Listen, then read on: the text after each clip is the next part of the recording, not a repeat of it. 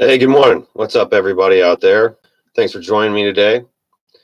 Today's topic is navigation of resistance, discernment with love. So, one of the common things that we will encounter in life is to meet resistance.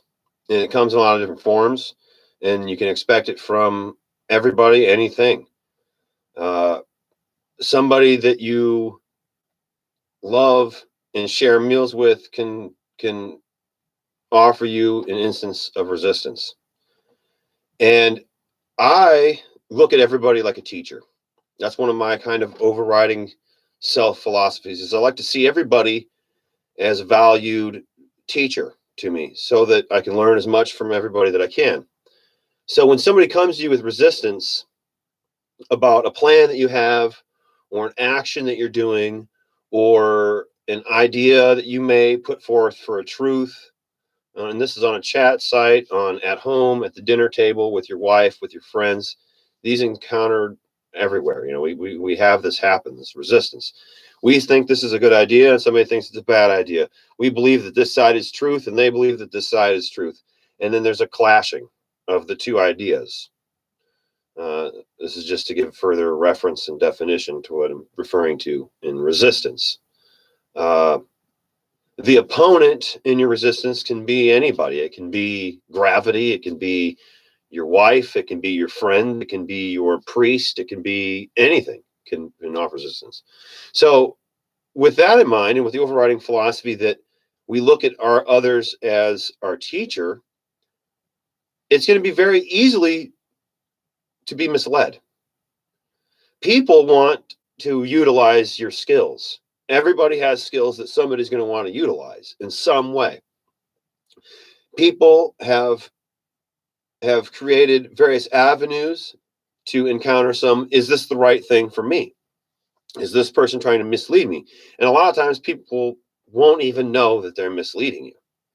Everybody typically, the brain, how it operates is it wants to believe that it's correct. It wants to believe that it's true and that's right.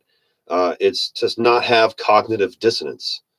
When you are lying and in order to lie, you have to know that you're lying. You're going to experience cognitive dissonance unless you're a sociopath. Sociopaths typically won't experience cognitive dissonance. They can lie to somebody and they don't have any internal repercussion. It's like if they get caught, then they get caught. Oh no, and then that's about the only thing is if they get caught. That's kind of the lie. That's the line that you want to stay away from. Is am I being truthful because I know the truth, or am I being truthful because I'm afraid of getting caught? You don't want to go onto that side. You want to stay truthful to yourself. And so we're going to encounter resistance. We want to stay truthful to ourselves. We want to give that person the acknowledgement that they need because they might believe that they're coming to you with truth. How do we discern this? How do we know? There has to be some sort of way, some sort of key, some sort of approach or method for this that we can utilize, a rule of thumb.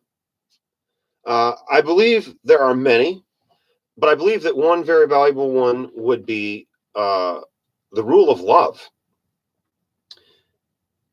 If something is coming to you from a loving place, it's going to have a certain type of approach. It's going to have a certain sense of compassion, and you'll be able to tell what its agenda is. You're not there like deception uh, from a loving angle is not like deception from a fearful angle. That these are the two attributes you want to be mindful of. Is this resistance, is it coming to me from a state of love, or is it coming to me from a state of fear? Is this opponent that is resisting my field or my presence, if this resistance, uh, does this person seek to control me and utilize me for their own good, and they're not taking consideration for my dream and my skills and where I feel I can go with things? Or is that person coming to me from a real state? Because there's a lot of different forms of love and there's a lot of different things to you. it's very important to pay attention to people's intuitions. And it's very easy. You get in a plan, you're like, okay, deal of like the geometry of a singular perspective. So that's why teams are so successful, is because there's multiple perspectives working together in a collaboration. So that's another reason why we see the adaptivity and the beneficialness of using the everybody's my teacher method. Because then you're always looking, what is this person trying to teach me? What are they trying to teach me? Some people might be trying to teach you to stand your ground. To this, they come at you and say, oh, I'm afraid you're not going to do what I want in the future if I let you continue thinking X about yourself. If you think X about yourself, then you're going to react outside of my bubble of control. So people will, like, if they're afraid they're going to lose a spouse, or they're afraid they're going to lose a friend, they'll do various activities to alter that person's self-image. And so you kind of, there's times in some relationships where you have to really discern, where is this going and what is this person's real agenda behind what they're doing. And again, what we find is that love, the overriding rule of thumb, love, and there's a lot of different manifestations of it. That can be very difficult to define, but we all generally get the idea of what love is. It's not going to be controlling and angry. It's going to be giving and accepting. And so when you're presented with your resistance, if you get a sense that this person is giving to you and accepting of what you're doing, but they don't want to see you get hurt, then that is resistance that you really want to look at. You really want to say, okay, maybe this person's not just saying something because they're afraid of losing something. They're afraid because they don't understand and they want reassurance. Or they might not feel comfortable with the lifestyle change or whatever this idea that you're presenting to them, or shift in behavior that they're opposing you on. There's a lot of reactions. So really, you have to also, you can't just react immediately. I feel it's foolish that as soon as you feel something to just react automatically.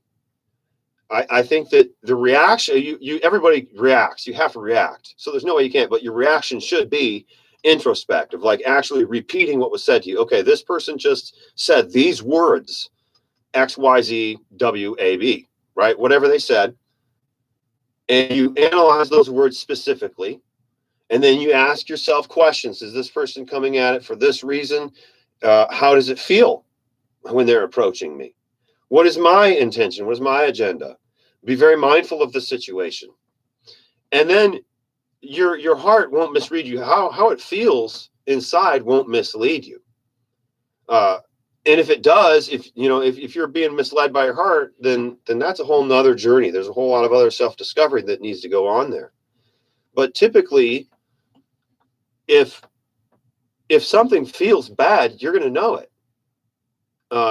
But it's difficult to discern sometimes when somebody's loving you at one point and they can let fear get into their heart.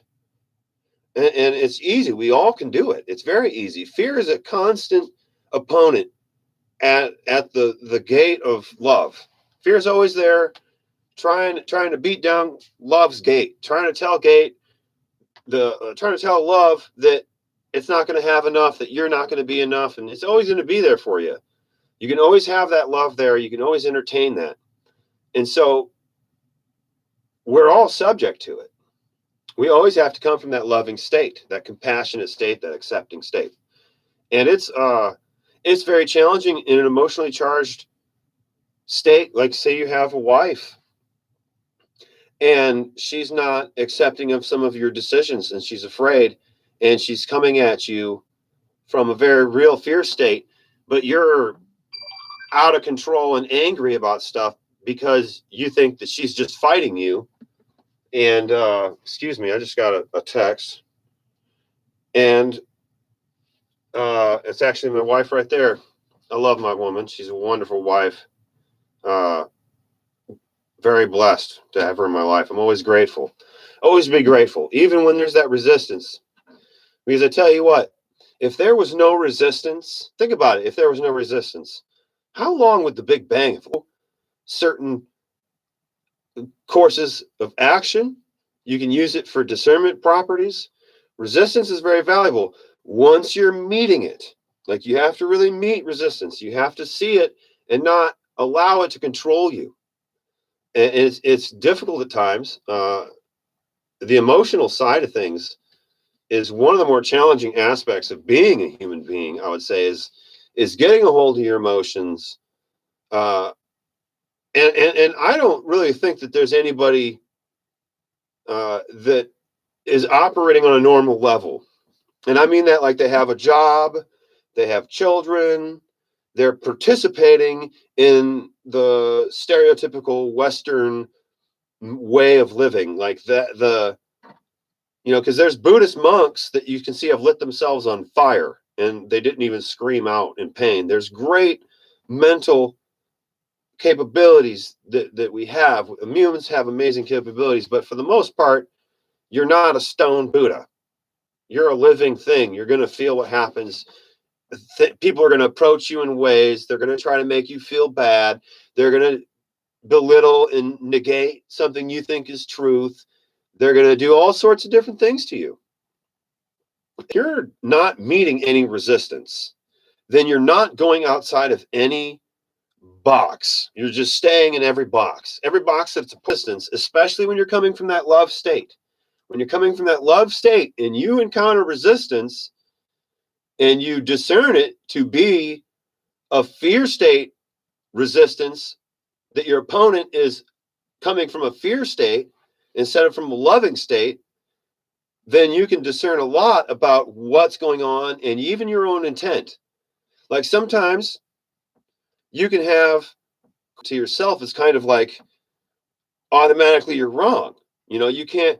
So how do you double check? How do you know when you're on the right course other than just by it feels good?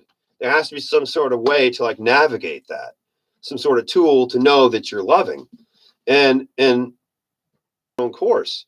But if you're going to ever really reach out, and if you're going to really get outside of your box and grow to be something new and incorporated with other things, you're going to have to go outside your box and you're going to encounter resistance.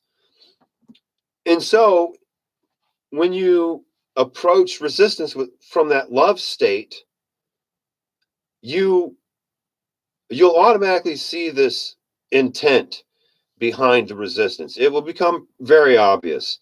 The discernment process has really been activated at that point. You approach a situation mindful and with a sense of acceptance and that this thing loves me. You just kind of put an assumption out there that everything's kind of loving me too, and then approach it like you love it. There is a big leap of faith in this whole process, and it is in assuming that things are going to love you. And it's semi counterintuitive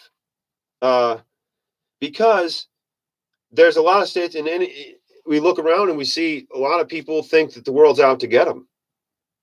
A lot of people think that the world is a fight. I was used to really encounter life like that.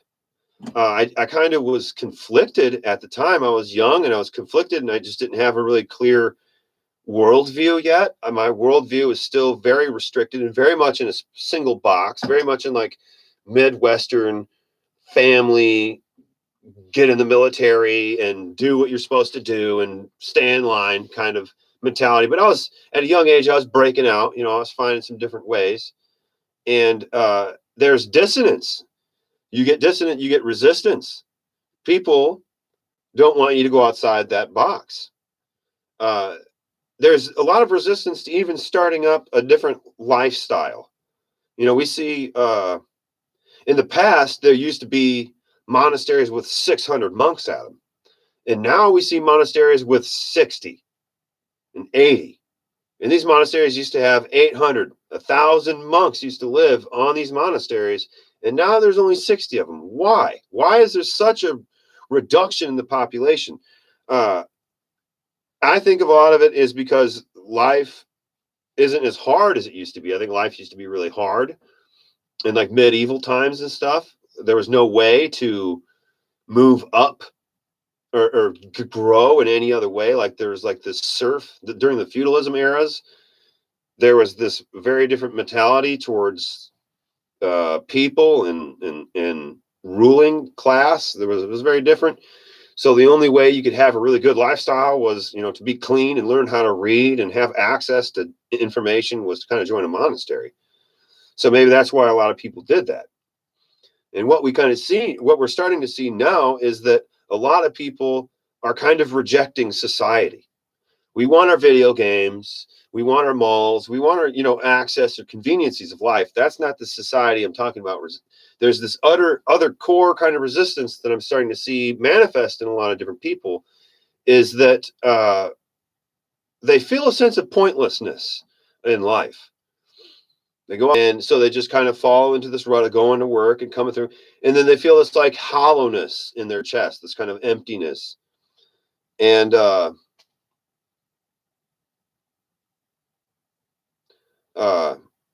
just saw a bunch of comments. Sorry, I haven't been approaching your comments. I was just kind of getting some stuff out.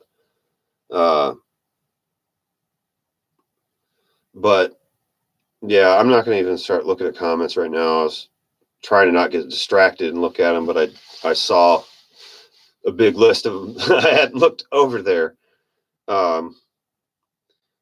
So, a lot of times what you're going to encounter when you encounter resistance, especially if you're coming from a love state, what you're going to encounter with resistance is probably a narcissistic person. And it's very what somebody would prescribe. They say that you can't even deal with them. You just have to kind of let them deal with their own peace. And there's a lot of truth to that. Narcissistic people, like changing people, is very, very challenging. Like people, there's this, not only do you have to like get your message across in a way that they can accept the data and download the data, but like the data has to be their language so much that when they say it to themselves, that they believe it, So you can't really expect to have big ground change with narcissistic people readily. And when you encounter resistance, if you're coming from a love state, typically that resistance, especially if it's a fear state resistance, like I don't like to say every time for everything. I don't like to make those absolute comments like that. I feel that absolute comments kind of leaves a big hole of obvious truth that, there's all sorts of anomalies out there. But it seems like usually when you encounter a fear state resistance, when you are coming from a love state, that's going to be a narcissist. If it's an animal, it's an animal. If it's a tree, it's a tree. That's, those are off the cuff. We're talking about people. When people come at you with that controlling fear stateness, typically you've identified a narcissist in your life. And there's books on dealing with narcissists. I'm very careful with my language. Like as soon as I identify a narcissist, I'm like, dude, like this automatic, okay, I got to hold on, I got my black hat on. Let me go find my doctor hat. I got to get my doctor hat on because I got a narcissist in the room. Man, I want to wear my hat. I like this hat on. Don't make me put my doctor hat on. That's the problem. Narcissism is a real social dilemma. And how do we deal with it? Do we just all evade it and go away and find this other place to go off to where there aren't narcissistic people? Because there's no way I'm narcissistic. No, we're all narcissistic to a degree. You have to be. It's like the fun. If you completely get rid of narcissism, you've gotten rid of the individual perspective. There has to be. You can interweave a certain amount of like narcissism into social interaction to where it's almost like enjoyable and comedic. And honestly, that's what I try to do. I try to kind of like take my narcissist little character, be like, hey, it's my little narcissist character. Look at his little pee-pee. I think that's the best way to handle it. Because if you try to say you are not narcissist and I can't be a narcissist, there's no way that narcissist behavior. That's like the fundamental to being a narcissist. That's not openness. That's not love. So you're going the wrong way if you're doing that. So you approach the situation, you look at how would I be narcissist? Where am I being a narcissist? How am I approaching this wrong? Where, you always approach it that way. You always have to discern it though, because you can be easily misled by a narcissist. Narcissists will key in on that and mislead you in those techniques. So it's very, very, dealing with narcissism, you're dealing with a titan in the psychic in the psychic war realm. Narcissists are titans, dude. Like, seriously, like if you put on your like spirit goggles and looked at like the spirit realm or whatever, like let's look at narcissists. Narcissists on the spirit realm are tanks, dude. They are methodology for social and interpersonal manipulation. They've been studying it since birth. That's why they've become narcissistic, I think. Like once you study this kind of stuff long enough, you start getting paranoid of everybody being a narcissist. And then you start becoming one. You start, oh, everybody's this way, so then I gotta go this way because this way's better. I don't want to be like them. That's not integration. That's how you do take that little separate course. That's the same fork in the road that narcissist takes. That's the narcissist fork, thinking that everybody else has to be wrong automatically because it feels bad. Discernment ain't easy. Discernment ain't easy. You're on your toes and you're being real with yourself and you're telling yourself the truth. And if you want to really do it, that's the only way to do it. You have to be really truthful, really cold with yourself about why you're doing things and why this is happening. What words were said specifically, not how you think about what I might be saying. No, what words specifically? What did you intend with these words? And you have to break it all the way down. Don't be lazy with things. Being lazy is how narcissists, they see that. Narcissists will see you being lazy. Like, oh, you don't want to make that decision for yourself? I'll make this decision for you. Come right over here. I'll serve you right over here. And this is the right stream. You get on this river and you're going to be perfectly safe all the time. I know because I'm in control of the river. And then what's your life? Excuse me. I need to get a drink of water. Always drink water, kids. You know what? This dude, I was in the military, and this kid was injured. And he was injured. I don't remember exactly what was wrong with him. He was bleeding.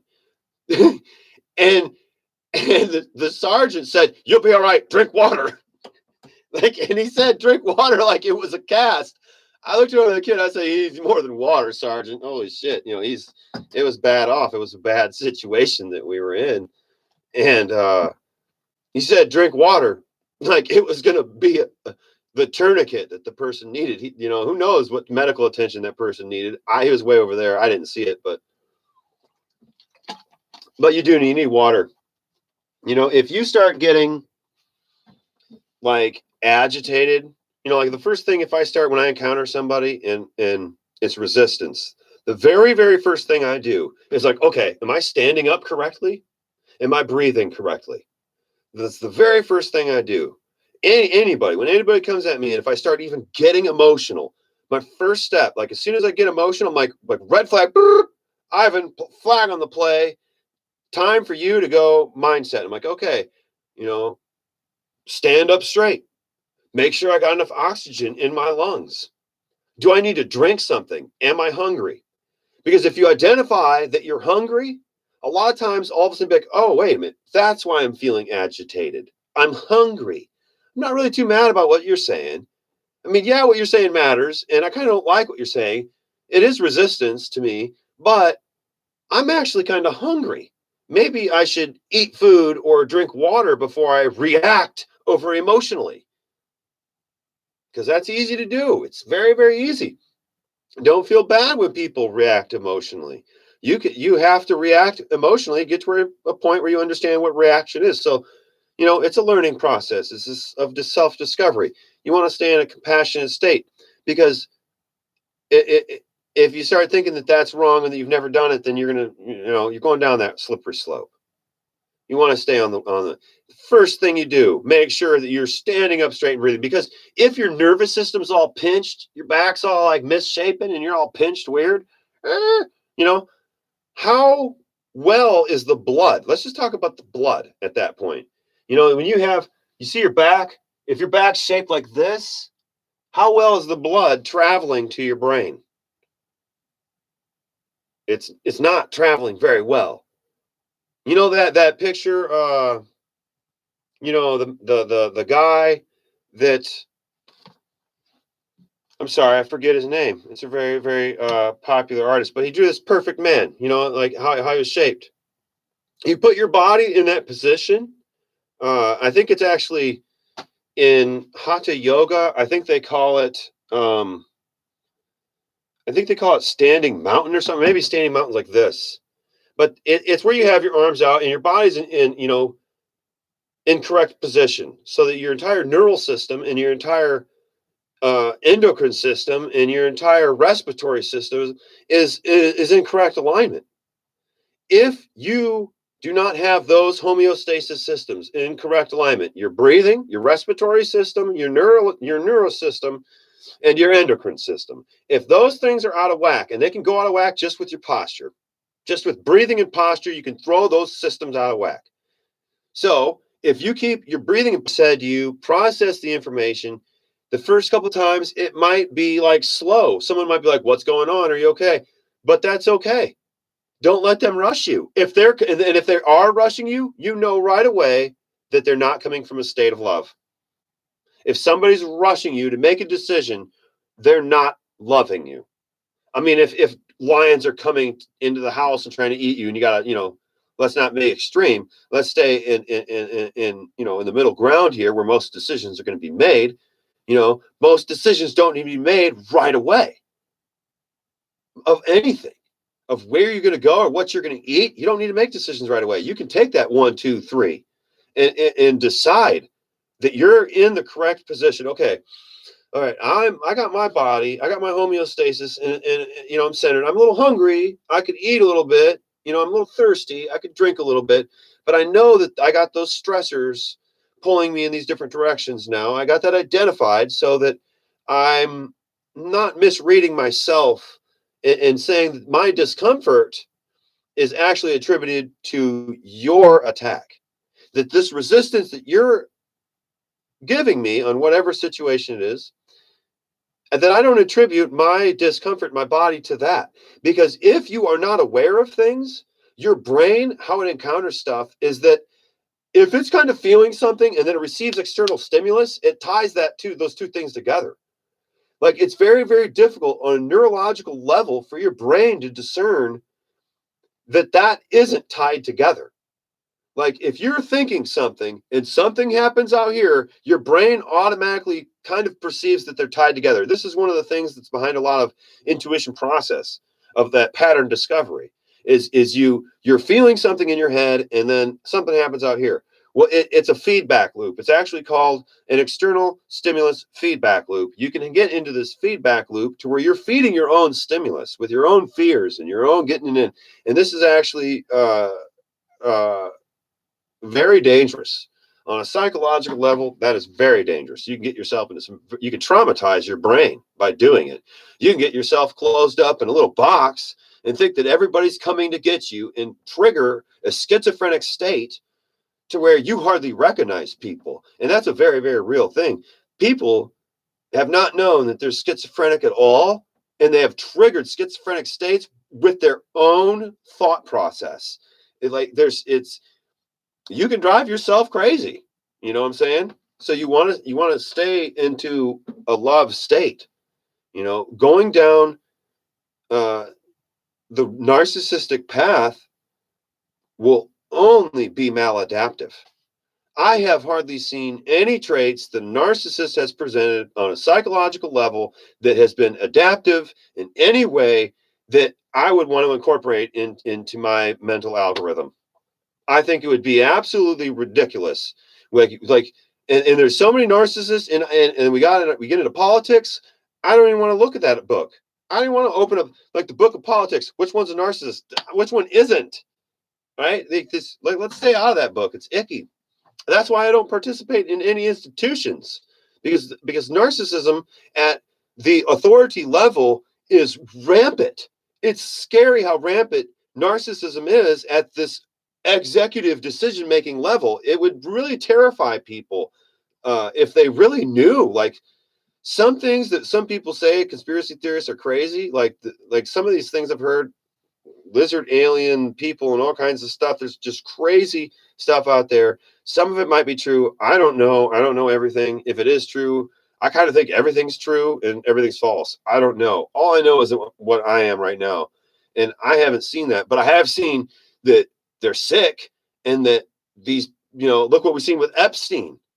Like we know that these people are bad. Like there's something going on and they're all narcissists. There's like, and how do we get over it? How do we get to the bottom of that? You know how I think we get to the bottom of narcissism? Is I think we start pointing them out. Because you can't say drive them away, because then we end up with this different chunk of society that's all narcissistic and has, nuclear bombs. So you don't want to do that. How, we have to integrate. We have to like kind of help them figure out, because narcissism is a suffering. I would attribute the suffering that Buddhism, that the Buddha was seeking to end, that the real suffering he was after was narcissism. I think that Jesus was the same thing. I think that character, that's kind of what that story was about too.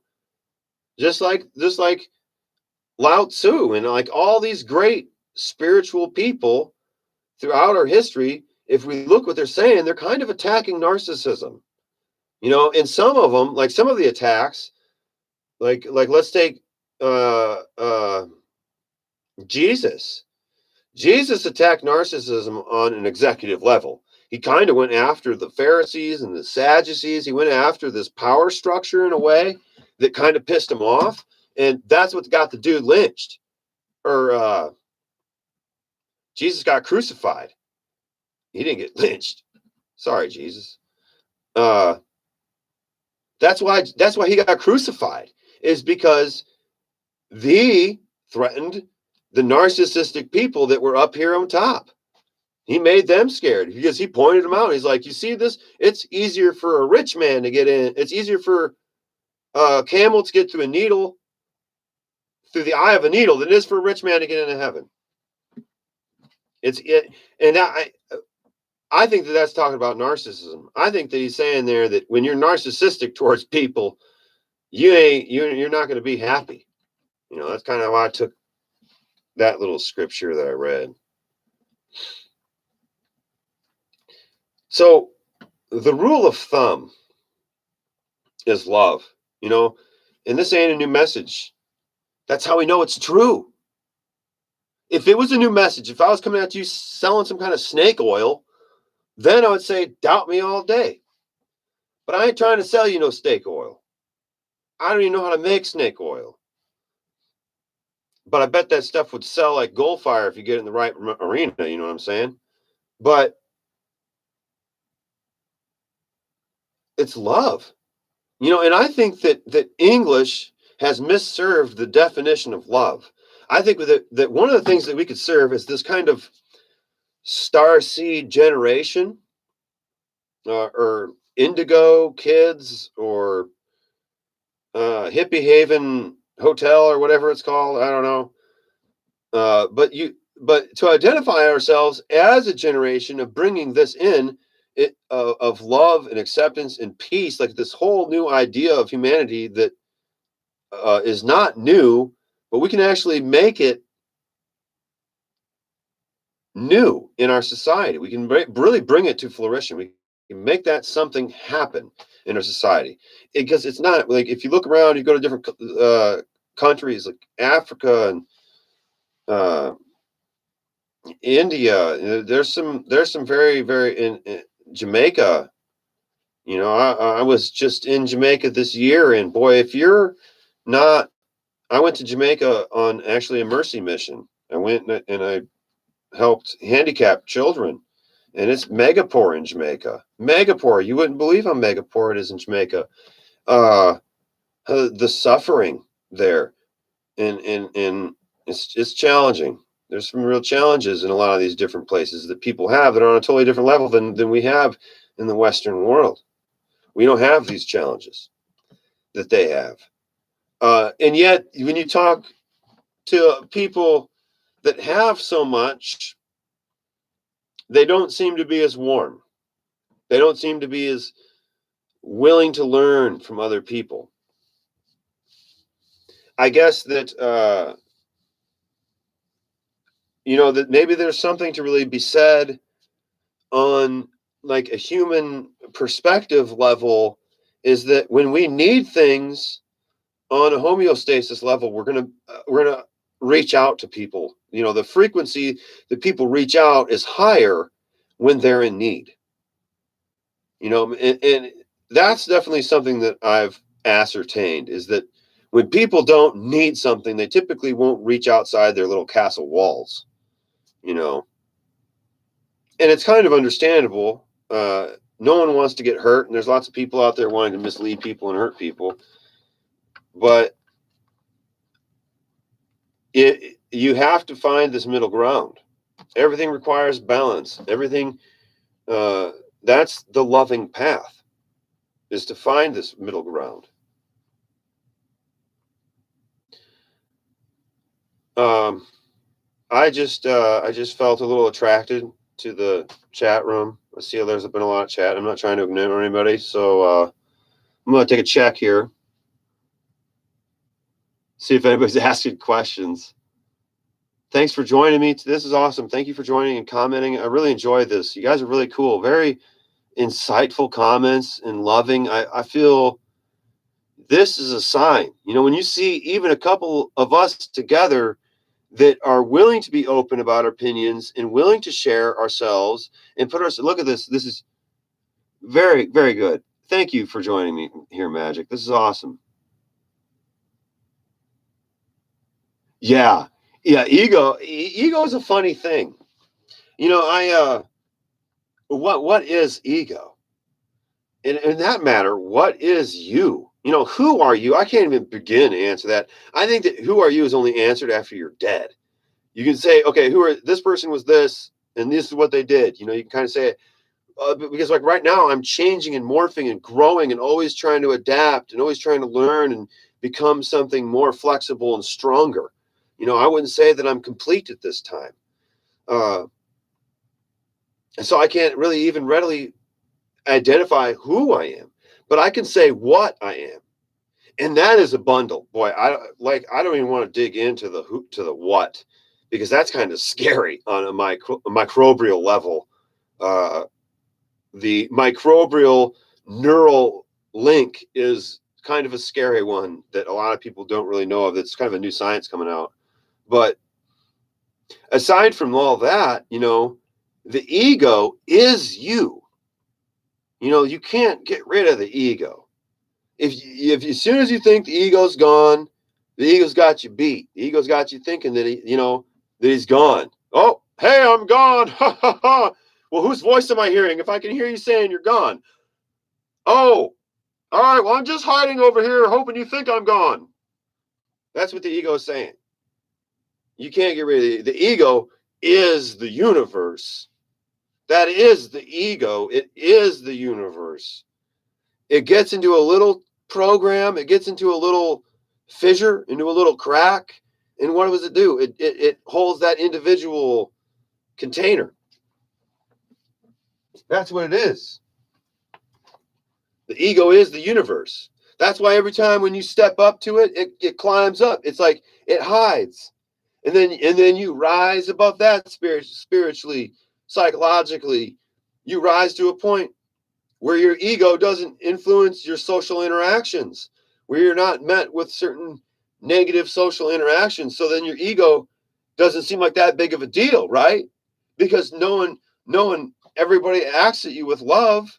Everybody's giving you everything. Everything's being great. You're in this like awesome flow state. So does that mean your ego's gone? No.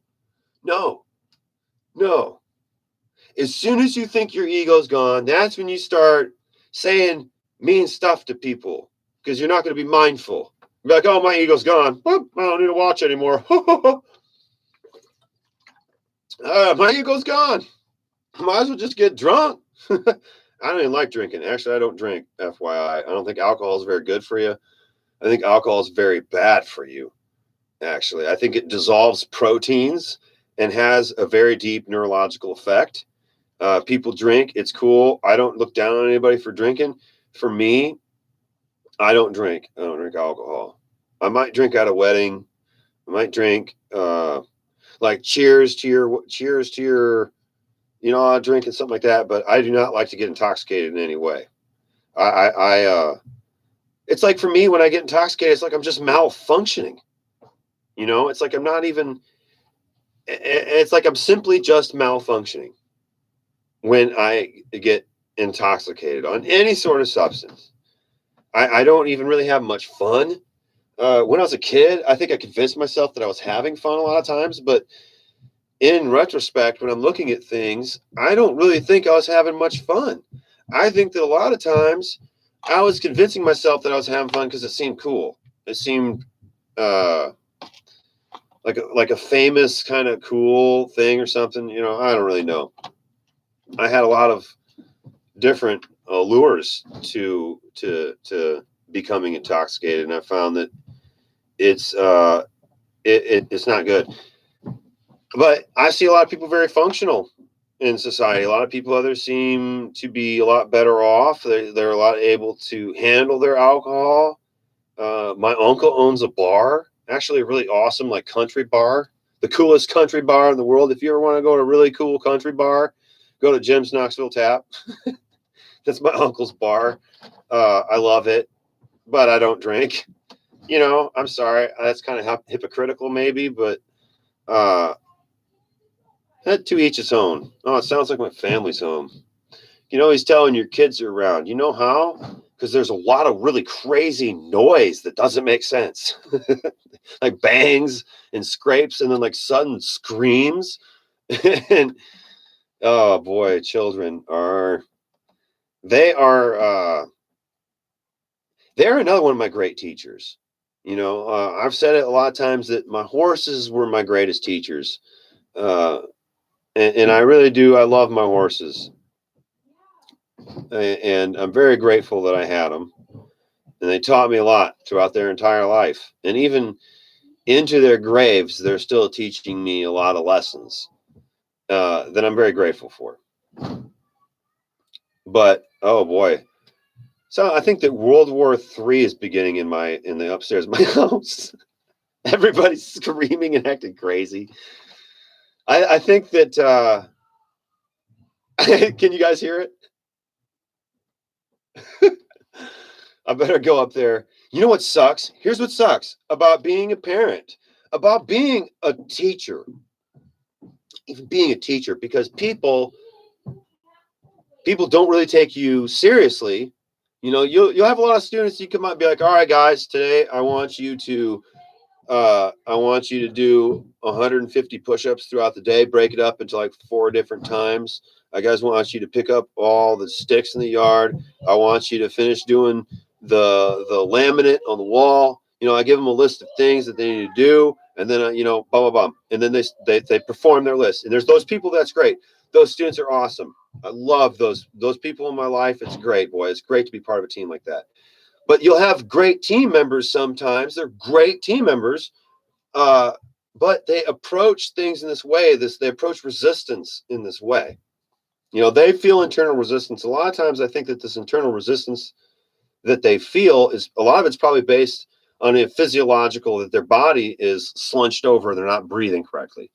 It seems like a lot of people are more cooperative when they're in better posture. That's a whole nother story. But children, especially children, and I almost want to say that it's a hallmark of immaturity, because if you encounter an authority figure, you encounter somebody that's definitely more powerful than you, definitely knows more than you. It's your teacher. You walk into the classroom and the teacher walks into the classroom. That's an authority figure, right? So if you encounter your authority figure in certain ways, it's almost like people that have certain types of resistance. You want to say that it's immature, right? And maybe maybe there's because it's similarities to children. You'll see children do things. So you got to be careful with labels, right? You don't want to label things too much. You want to categorize stuff, but if you label stuff too much, you can get into you can feed a real narcissistic side of yourself if you get too deep into labeling. So you want to more categorize and understand where something is coming from instead of saying just blanket, it's this, it's always going to be this. So children, on the other hand, this is just rung true. Children, when you're not mad at them, like if they don't think that you're like mad at them, they won't listen sometimes. Like sometimes you could come into the room and just be like, hey kids, all right kids, hey, if everybody listens to me and does everything right, I'm going to give you all Happy Meals and super fun stuff and make everything great. And everybody will just laugh at you. The whole room will be like, oh, they'll just throw shit at you. And they will just keep on jumping on their desks and acting like maniacs.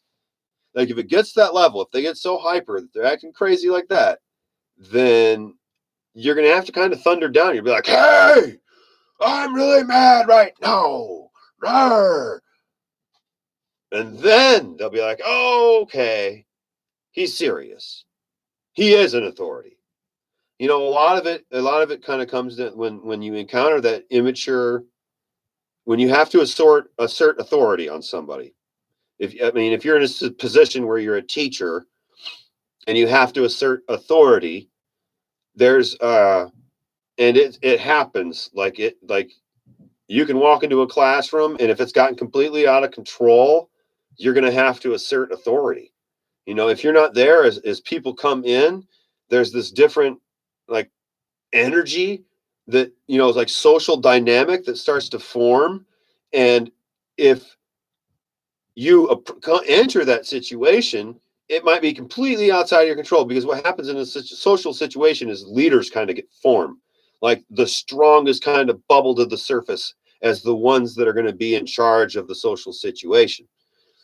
And so as a teacher, and you encounter a situation, you walk into a room and the students are just nuts. Like it'll happen, especially if you're a substitute. But even with adults, if you have a social situation form before an authority is designated, an authority will be designated automatically by the group.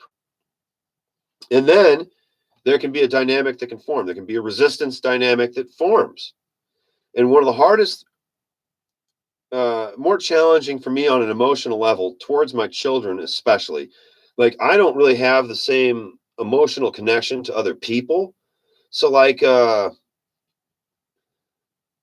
like just like a normal student, just like a first weeker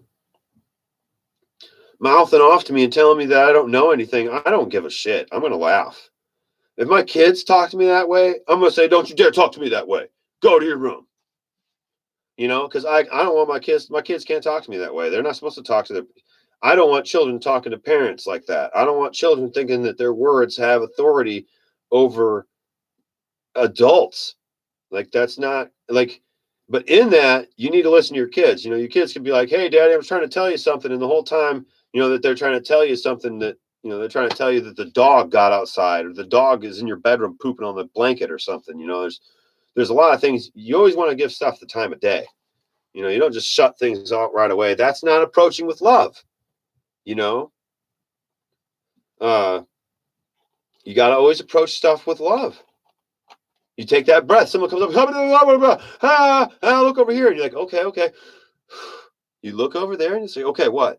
And then they'll say their piece and you breathe it again. Okay. And then you go to the next situation if you need to. You handle each situation one step at a time. And you don't rush through stuff. If you get in that mental state then your decision-making process is going to be a lot better. You're not going to let narcissistic people pull you around. When you encounter resistance, you're going to be on top of it. You're going to be able to source it. You need to source resistance. That's the first analytical thing that you do in navigating resistance is you source it. You find out where this resistance is coming from. Is it coming from a love state? Or is this resistance coming from a fear state? Is this resistance afraid that they will not keep on getting what they want? Or is this resistance not want to see something bad happen to their loved one? It can be kind of the same. You can wrap those two things into the very exact same instance. It can be two different intents. And you can read it in a person. You can read it. You can tell by their love and their compassion. And then how they approach things. Like if you're like, well, I'm just, you stay calm and they keep on being mad at you, oh, then that's a pretty good sign. That's another little measure. If it's too difficult to discern through emotional interpretation, another measure of discernment is to measure the tonality of the argument. Is this person continually approaching me this way and I'm coming at it with this tone?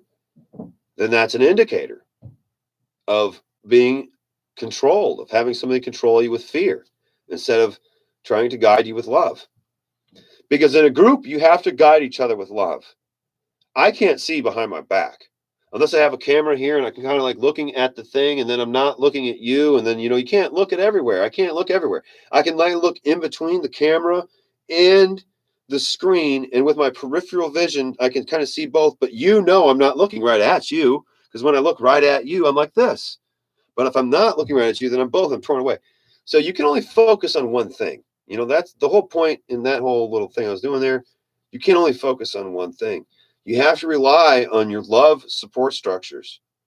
That's why it's very, very advantageous to surround yourself with love and to approach things with love. If you approach things with love, you're going to be surrounded by love. Like even like you can find a very narcissistic, very controlling person and you can love them into changing. There's all sorts of stories. And I'm sorry, I don't remember specific details of any right now, but there's a monk, and I forget his name. He became a saint of the Catholic Church because he had this, like he was a pupil under somebody, or he was part of a college. That's right. He was part of a university, and like this other professor was like in competition with him, and all he did was support that other professor. He actually sent people to the other professor's school and like put him up. And even though this guy was always putting him down, I don't remember their names. I'm sorry, but he kept on putting him up. Well, this guy was so impressed by it that he kind of converted over to his side, sold all of his stuff, became a follower, and put that money into creating a monastery for that group. I think that it wasn't Franciscans. It was some other group in southern Europe. But I don't remember. I'm sorry, I can't remember who it was. I think it was an Italian guy. It doesn't really matter. The point of the story is that you can convert a narcissist with love. It's not an easy road. Do not expect it to just be in a single day. You're going to have to be putting a battery ram in it for a long time. You're going to be boom, boom, boom, boom, boom, again and again and again. And it's not going to be over anytime soon. You're trying to overcome a mental algorithm that has been in place for a long time. That brain has been running that program repetitively over and over and over and over again. And the only stimulus that is received from doing that pattern is reward, most likely. So to overcome a narcissist's pattern of behavior is very challenging. Coming up on an hour, folks. I think I'm going to end the talk there. Thanks for joining me today. Rule of thumb: come from a state of love when interpreting resistance. When initially encountering an instance, first make sure you're standing up correctly and make sure you're breathing correctly before you react. Don't react until you know that your homeostasis system is correct. And then look to interpret the resistance and ask yourself a question. Is this resistance seeking to love me, or is this resistance seeking to control me? Because there's both out there. We don't know everything. Sometimes this resistance is actually there to guide us and to teach us a lesson. It's not just standing in your way, keeping you from doing what you want. You want to be mindful of that, because those situations can save your life. You can have real dumb ideas, and your friends can save you from making horrible decisions. And if you encounter stuff egotistically and don't, automatically, just because somebody says something you don't like, it's automatically resistance. That's not encountering it with love. That's being the fearful opposition. So you want to stay clear of being a fearful opposition to yourself, and be mindful of a fearful opposition. Fearful oppositions are going to do a lot of various things. They're going to kind of attack your confidence. One of the main things they're going to attack is your self-image and your confidence. You're going to notice that right away. That's almost like a key way to tell. Like, is this person attacking my confidence? Are they trying to say you can't know this because you're not smart enough? Or are they saying this idea isn't a good idea because it's not going to work because of this? There's a big difference. One's trying to tear you down, and one's trying to keep you from making a bad decision. The one that keeps you from a bad decision is going to say, hey, that's not a good idea, man. That's a bad idea. We can get hurt doing that. And they'll include themselves in the plan. Be like, oh man, I don't want to be that. I don't want to get hurt, dude. I don't want to do that. That's trying to guide you with love. Oh, look at that stupid shit you're going to do. That's stupid. You can't do that. You're not good enough to make that swing and fly out like that. That's trying to put you down. So that was just trying to give you some examples, some guidelines. There's a lot to this package of discernment, of resistance. And we encounter resistance in a lot of different ways. And I always try to keep my resistance into a state of gratitude. I try to keep gratitude for that resistance, because it teaches me how to, the resistance of gravity is teaching me how to stand up straight and tall and strong. It gives my body like shape and function and like mobility. Otherwise, it'd just be a clop on the floor. So resistance comes in a lot of different ways. May you meet the opponents. May you meet your resistance. May you confront your opponent in a combat that is just a wonderful dance. That's how I try to encounter everything, is a dance. And just because it's combat doesn't mean you have to be personally threatened by this. Combat's a aggressive way for saying dance. And you view it that way. You view your interactions as a dance. You stay in that mindset. And even though you'll find reproach, people will reproach you. They'll tell you you're not good enough. There's no way you can know this, and da da da da. And just kind of let those things go. Let them ricochet off, because you know that that's not coming from something that's discerning the true you. You know that that stuff is not loving you. It's not looking at the real you. It's only wanting to see this kind of image of you. Like, aha, I see your face. I don't like your face. Like, you can't see my face. Look, you have, okay, well, and then they'll attack somewhere else. You'll know when to listen to it, when it's coming from a state of love. Love don't tear you down. Love don't try to make you doubt yourself. Love comes from a state of protection. Love will try to protect you.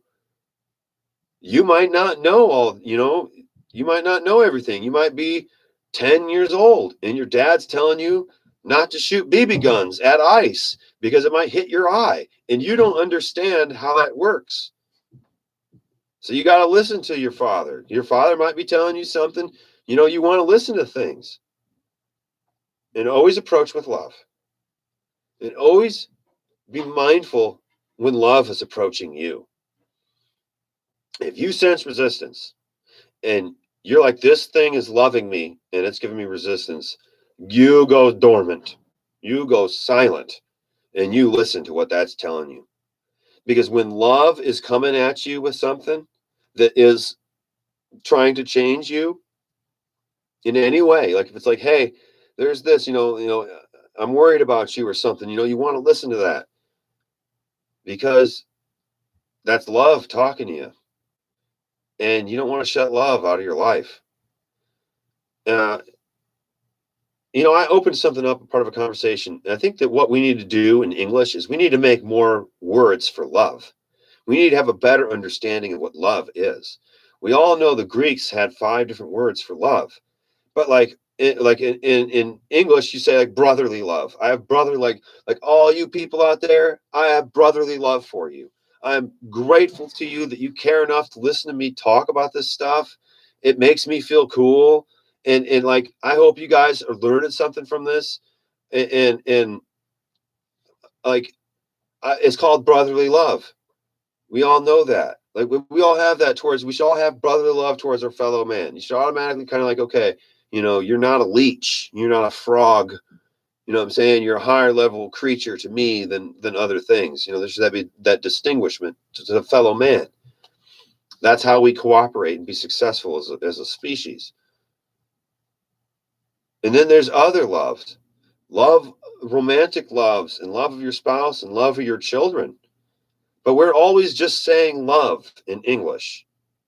And when I say it's just I love you guys, like it's really easy to blow that off. Like whenever I see somebody say I like on chat or in things, I see people say, hey, you're a great person and I love you and thanks for showing, like, even if I can see the sincerity of the person's face, like it's still challenging to really feel that because love is a mysterious thing. As much as I try to understand about things, I don't think I can tell you that I really understand love. I can try to kind of make things make sense. I can give good metaphors. I can tell you what happens when I love people, what I do. I can tell you what happens when people are in love, but it's still very mysterious. And we've blanketed love with sex. That's a big problem here in with that word, is that you're using the same word for somebody that you're interested in breeding with. I tell my wife Eliza, I love you, and when I first met Eliza, and even today, I'm very interested in breeding with my wife, and I say I love you, and then I say I love you to you guys, and it's a very different love. So one of our tasks as followers of some sort of philosophy of any value, if philosophy has any value, it's in generation of words. I think that that's where philosophy will get real value, is that we generate words that are functional and valid, that give definitive purpose to life, is through words. So if we can develop some words or some way of shortcut, because we all want the 4-letter, love or goose. Let's just say Goose, we're going to call brotherly love goose. Okay. So when I say goose, it needs to be something fast and easy. It can't be brotherly love. That's brotherly love. That's too many syllables. We can't be, we have to cut everything down to acronyms and one syllable words. Okay. Otherwise it gets too difficult to talk and think. I have to think about what I'm going to say, and I can't just beep boop bop, but that's it. But there is some real validity to that, in that you have to make things, love is polite lust. I'm sorry. That was, I know. You see, P? You see what I'm saying, Turtle? Love is polite lust. You're not invalid for saying that, man. That's not wrong. That's right. That's why I laughed. That's what's sad about the whole thing, is that that's right. But I mean, there's other types of love too. And I think that, in this time of coalescence, when great minds from around the world can coalesce on a single platform and communicate, I think that that's really cool. And I think that affords us, as a human species, I think that affords us a great opportunity to to better ourselves. Excuse me, that was funny, P. Dang it, dude. That was that got me laughing because of how kind of sad it is, I guess. But so, or generate some sort of like socially readily available understanding of this concept of brotherly love, of national love, which nationalism is dangerous. That's a slippery slope. I don't know how much I like nationalism, because nationalism will march kids off to kill other kids. So, is there a perfect system? I don't know, man. We haven't seen a perfect system be developed yet. If there was a perfect system, it got taken over and conquered and destroyed. So, I agreed. Love should be unconditional, but it's challenging. I think my children taught me what unconditional love is, because I can't ever imagine getting rid of my kids. My horses, on the other hand, I didn't learn unconditional love from my horses. They taught me a lot of stuff, but they did not teach me unconditional love, because if my horse would have tried killing me, or would have been a constant nuisance, would have just been difficult, trying to kill me, I would have gotten rid of it. It would have been dangerous, you know what I'm saying? But if my kids try to kill me, I'm just going to kind of stay away from them, I'm not going to try to get rid of them. There's a difference, there's this unconditional love that we have towards our children. And it's almost like a prison, man. I tell you what, I felt it when I first had kids. I was like, holy crap. I was like, this thing, I was holding my daughter in my hands, and when they're born, you know what I'm saying, they fit, their head literally is just tiny, fits in their hand. And you look at this thing, and I was like, man, this thing has more power over me than anything else in my life ever. What have I gotten myself into, man? Oh no. And that was 7 years ago. Eden is 7 years old. She's about to turn 8. And Alien, my boy, is 4. So they're cool. They're grown up. They're good kids. Okay. Well, hey, it was great having this awesome talk with you guys. Thanks for joining me. Thanks for making comments. I appreciate them. I'm definitely going to read through them a little bit more in a little bit. Kind of getting I want a break. I want to sit down. I want to do some stretches and stuff and kind of get myself recentered. Doing lectures, I try to give you guys kind of the raw, true me. I don't try to cast a shadow of some kind of perfect teacher or nothing like that. But a lot of times I spend a lot of time stretching and kind of doing different things. I don't like to stand in one spot for too long. Sometimes it gets a little uncomfortable. So